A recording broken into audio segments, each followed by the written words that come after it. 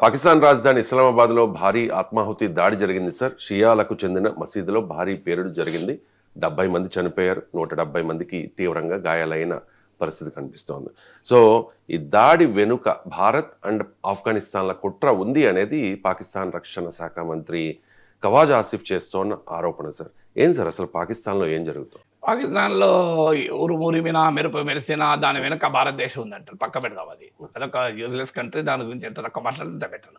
కానీ ఇక్కడ నిన్న ఇస్లామాబాద్లో జరిగింది ఏంటంటే, అంతకు ముందు మనకు అర్థం కావాలి, తెహ్రీక్ తాలిబాన్ పాకిస్తాన్కు చెందిన 24 మంది మిలిటెంట్లను ఆఫ్ఘాన్ పాకిస్తాన్ బార్డర్లో పాక్ సైన్యం మట్టుబెట్టింది.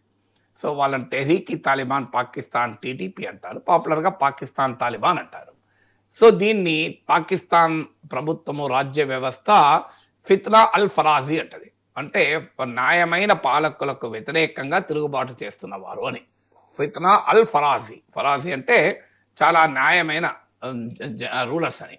సో పాకిస్తాన్ పాలకులు చాలా న్యాయమైన రూలర్స్, వాళ్ళ నుంచి విడిపోయిన వారు, దాన్ని ఫిత్నా అల్ ఫరాజీ అంటారు. సో మనందరికీ తెలిసిన పదాలు తెహ్రీక్ తాలిబాన్, పాకిస్తాన్. సో ఈ పాకిస్తాన్ తాలిబాన్ ఆఫ్ఘనిస్తాన్ పాకిస్తాన్ బార్డర్లో ఇప్పుడే కాదు, ఆఫ్ఘనిస్తాన్లో తాలిబాన్లో అధికారంలో వచ్చినప్పటి నుంచి అటాక్ చేస్తున్నారు. లాస్ట్ ఇయర్ 4000 మెంబర్స్ చనిపోయారు, 1000 దాడులు జరిగినాయి.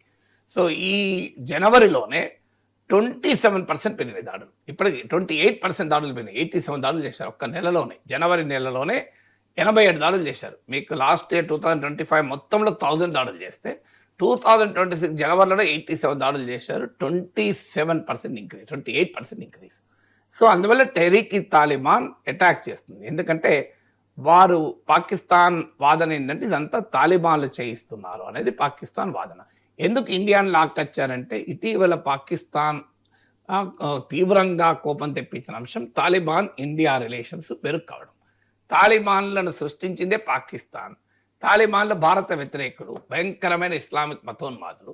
వారు మారిన జియో పొలిటికల్ కాంటెక్స్ట్లో ఇండియాకు అవుట్ రీచ్ మొదలుపెట్టారు. తాలిబాన్ మంత్రి కూడా ఇండియాకు వచ్చాడు. So Taliban India relations improve అయ్యాయి కనుక దీన్ని ఇండియా తాలిబాన్ కలిసి చేసింది అని ఒక ఆరోపణ అక్కడ మినిస్టర్ చేస్తున్నాడు.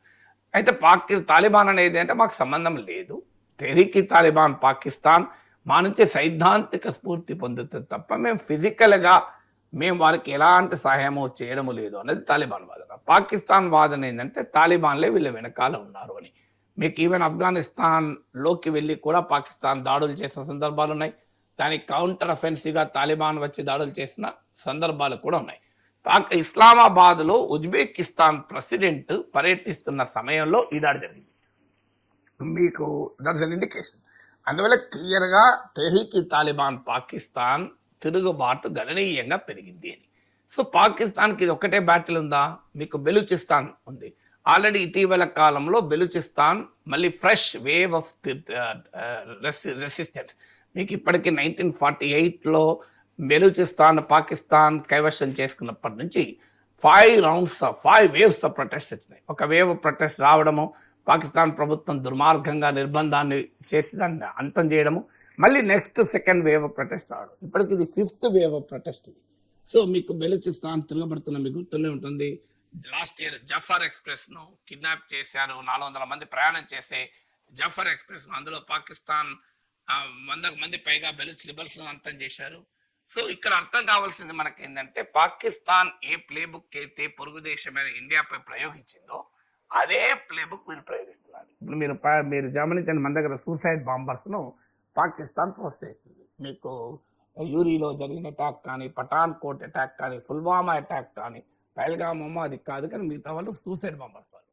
సరిగ్గా ఇప్పుడు పాకిస్తాన్ అదే సూసైడ్ బాంబర్లు ఎదుర్కొంటారు. మన ఇటీవల ఢిల్లీలో ఎర్రకోట దగ్గర సూసైడ్ బాంబర్ దాడిలో చాలా మంది చనిపోయారు.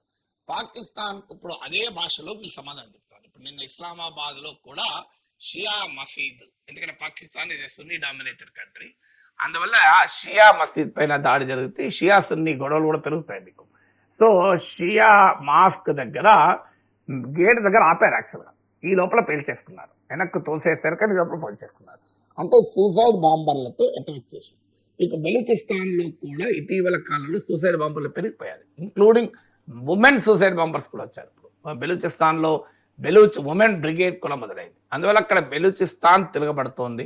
ఇది పాకిస్తాన్కు ఒక వెరీ బిగ్ ఎంబరాస్మెంట్ కూడా మారింది. ఇప్పుడు మీకు ఉదాహరణకు నిన్న ఉజ్బెకిస్తాన్ ప్రెసిడెంట్ ఇస్లామాబాద్లో ఉండగా భారీగా చనిపోయారు. ఇప్పుడు నిన్న 30 ఉండే, ఇవాళ పెరిగినట్టు ఇప్పుడు కరెక్ట్గా చూడలేదు నేను, కానీ 160 ఇంజ్యూర్డ్ 30 డైడ్ నిన్న నేను చూసే టైంకే. ఇప్పుడు బహుశా ఇంకా పెరిగి ఉంటుంది టాల్. సో ఉజ్బెకిస్తాన్ ప్రెసిడెంట్ వచ్చే సమయంలో జరిగింది. ఆల్రెడీ ఇప్పుడు బెలూచిస్తాన్ ప్రాంతంలో అమెరికా చైనీస్ ఇంట్రెస్ట్లు ఉన్నాయి. చైనా వాళ్ళు అక్కడ China Pakistan economic corridor సిపెక్ it is pass $60 billion, $6,000 కోట్ల China Pakistan economic corridor pass అవుతారు బెలూచిస్తాన్. సో అక్కడ బెలూచ్ వాళ్ళు తిరుగుబాటు చేయడం వల్ల పాకిస్తాన్ చైనా నెక్సెస్నే ఛాలెంజ్ చేస్తున్నారు. అలాగే ఇటీవల అసీం మనీర్ వెళ్ళి ట్రంప్ కప్పజెప్పిన దేశ సంపదలో కూడా బెలూచిస్తానే కీలకం. యునైటెడ్ స్ట్రాటజిక్ మెటల్స్ అనే కంపెనీతో పాకిస్తాన్ ఈ మినరల్ డీల్ ఎక్స్ప్లోరేషన్ కొంచెం అది కూడా బెలూచిస్తాన్. అలాగే పాస్ని అనుకుంటాను, సబ్జెక్ట్ కరెక్షన్, ఒక పోర్టును కూడా అమెరికాకు అసీం మనీర్ ఆఫర్ చేశాడు. అది కరెక్ట్గా గోదావరి పోర్టు దగ్గరలోనే ఉంటుంది, చైనా బిల్లు చేస్తున్న గోదావరి పోర్టుకు. సో ఇలా మీకు బెలూచిస్తాన్లో అమెరికన్ ఇంట్రెస్ట్లు చైనీస్ ఇంట్రెస్ట్లు ఉండగా బెలూచీలు తిరుగుబాటు చేస్తున్నారు. ఉజ్బెకిస్తాన్ ప్రెసిడెంట్ పర్యటిస్తున్న సందర్భంగా టెహ్రీక్ తాలిబాన్ తిరుగుబాటు చేశారు. సో ఆల్రెడీ ఆఫ్ఘనిస్తాన్ పాకిస్తాన్ బార్డర్లో టెన్షన్ ఉంది.